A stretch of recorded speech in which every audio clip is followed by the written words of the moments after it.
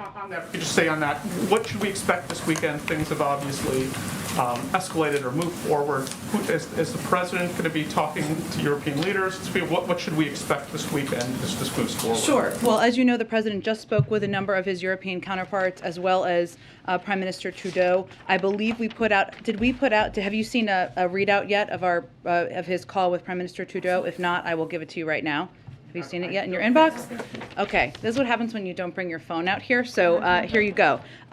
Today, Prime Minister Trudeau was obviously part of the planned meeting as well. He also had a separate meeting with him where they discussed the ongoing blockade of key bridges and crossings between the United States and Canada, including Detroit-Windsor, Sweetwater, Coutts and Pembina Emerson. The two leaders agreed that the actions of the individuals who are obstructing travel and commerce between our two countries are having significant direct impacts on citizens' lives and livelihoods. The president expressed his concern that the United States companies and workers are experiencing serious effects, including slowdowns in production, shortened work hours, and plant closures. The prime minister promised quick action in enforcing the law, and the president thanked him for the steps he and other Canadian authorities are taking to restore the open passage of bridges to the United States. In turn, the Prime Minister also thanked the President and his administration, the Governor of Michigan, and U.S. officials for all of the assistance that we have provided to resolve the disruption, and the two leaders agreed to stay in close touch. In terms of this weekend, I just wanted you to have that component, another important thing happening right now.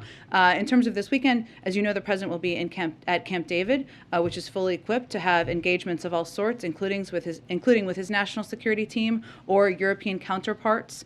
We are making these decisions about who he'll engage with on a day-by-day basis. We will keep you all abreast of that, as we have done to date. But he'll be at Camp David, and I would expect that he'll be engaged closely with his teams here, as well as his foreign counterparts.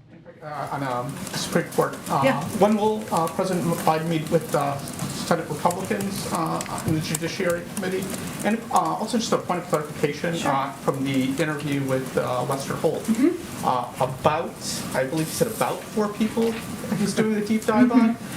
3.5, 4.5. There's no 3.5 people, Homer. If you could, just offer, are we down to 4 finalists?